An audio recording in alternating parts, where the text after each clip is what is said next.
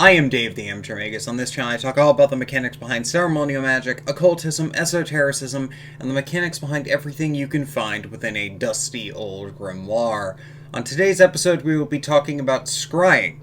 If you enjoy my content, subscribe to the YouTube channel and share this around with people you think might enjoy it. And if you really enjoy this, go down to the Patreon link down in the description below and feel free to subscribe over there. We have a lot of exclusive content over there. And if you are already watching this on Patreon, you have my thanks for your continued and ongoing support. Let's get into it.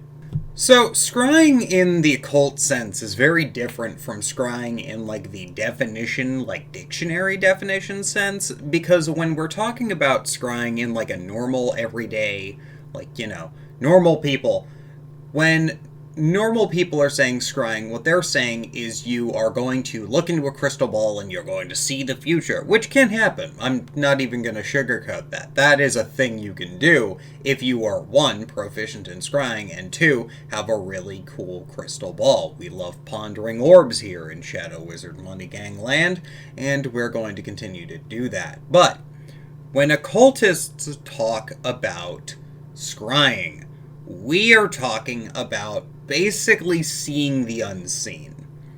We are talking about seeing possibly the future, possibly we're scrying to answer a question, possibly we're scrying as part of an evocation. And what this will allow you to do is, if you can't scry, you can't fucking see spirits. Simple as. You can't see spirits if you're not able to scry. You might get impressions, you might hear a little bit, but scrying really is the all-encompassing term for being able to interact with spirits. Okay? And as such, this is going to be fairly important for most, if not everyone, who is currently watching this channel. And I know a lot of people want to get involved with spirit communication because I talk about it so much on this channel, and I know that it's really cool. But if meditation is the brushing your teeth, scrying is the eating your vegetables of things we don't want to do, but have to for spirit communication to work right.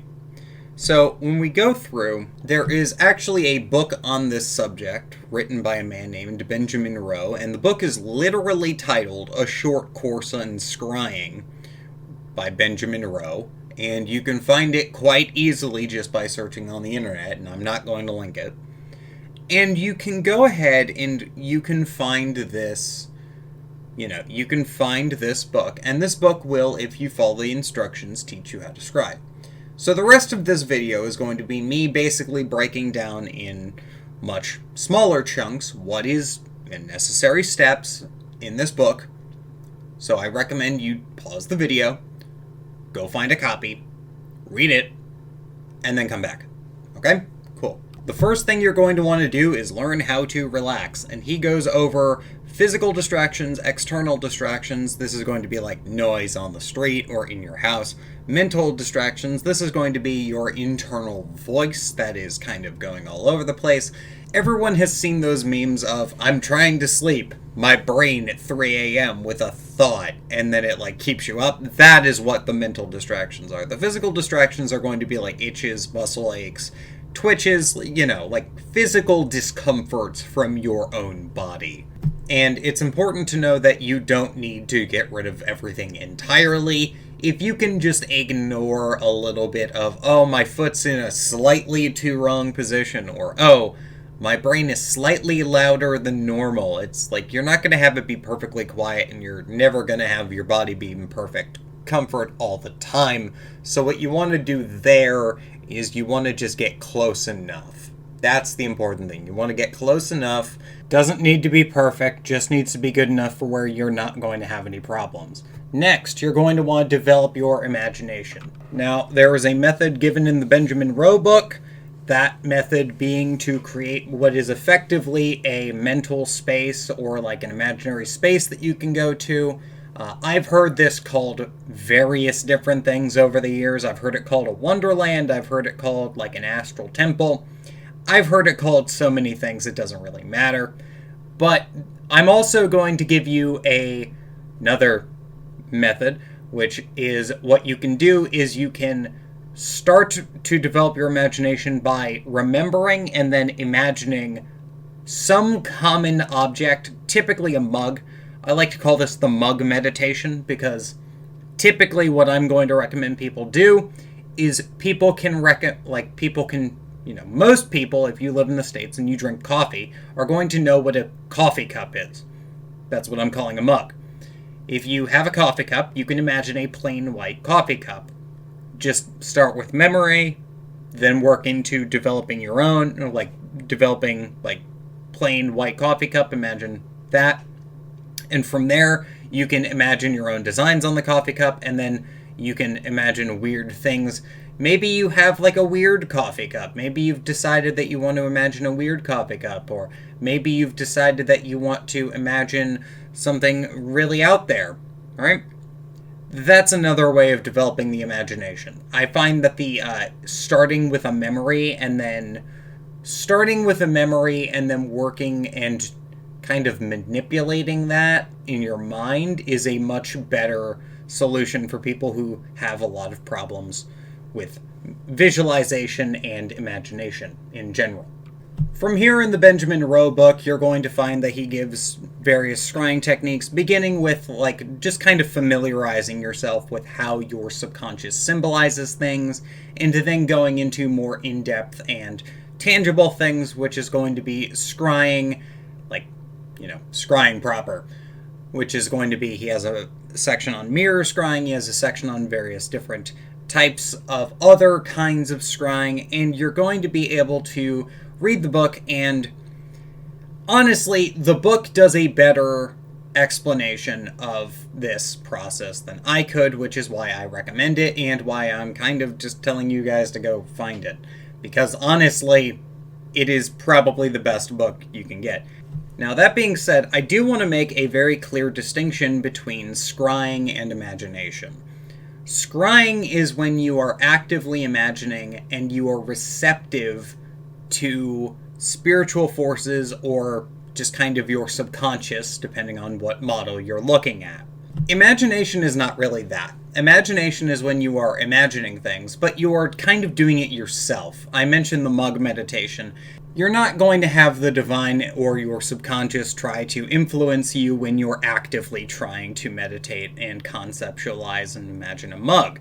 But they will kind of affect you if you're asking for a question. If you're trying to scry a question, or maybe what happened, what is this thing? What does this mean? You need to know how your subconscious symbolizes things in order to get the information properly and in order to decode it, because everyone's subconscious is going to be different and everyone's subconscious is going to conceptualize things differently. So you're going to want to know how your subconscious is trying to give you a message, and how the imagination is going to be affected, and how symbols are going to affect you. Now, there is also one important thing about scrying that I should mention, and that is the concept of pathworking. Pathworking is when you are scrying through a set of symbols in a given tradition or practice. Most commonly, in my experience, is going to be the one everyone's probably going to know is scrying the Tree of Life, the Kabbalistic Tree of Life. You can scry the Hermetic Tree of Life, and you can go through all the paths and the different sephira, and you can learn about it through meditating on the points and on the various spheres and on the various paths. And if you scry those paths, you can have a very interesting experience. But those experiences are going to be different for every person based on, 1, their life experience, 2, their symbol set, and 3, the ways that they end up going through the paths. Because for those of you who don't know, the Kabbalistic Tree of Life has many paths, and the various paths are different. And I've actually had some experiments done where me and a couple friends were trying to navigate the paths. We decided, you know what, let's see how that works. And we shared stories about it, and we basically came to the conclusion that, this is very different for every single person. And that was kind of the point in that experiment, but I just want to make it 100% clear that you're going to have different experiences if you do pathworking than, say, I would, or, Crowley would. I know that Crowley published his Scrying of the Aethers, but Crowley's Scrying of the Aethers is not going to be the same as mine, and it probably won't be the same as yours. In fact, my Scrying of the Aethers was actually more similar to Poke Runyon's, purely because I didn't know what I was doing. Okay? Okay. I have been Dave the Amateur Magus. If you enjoyed this content, feel free to subscribe and share it out with people you think might enjoy it. If you really enjoyed my content, consider subscribing over on Patreon. We have a lot of exclusive content over there. Videos go up there like a month early. There is also Patreon exclusive videos, and there is the monthly occultic manual. The occultic manual for September is astral projection, lucid dreaming, and dream work in general. So if that sounds interesting to you, consider subscribing over on the Patreon, and link to the community Discord down in the description below. Hope you're having a good day. If you're not having a good day, hope your day gets better. Take care.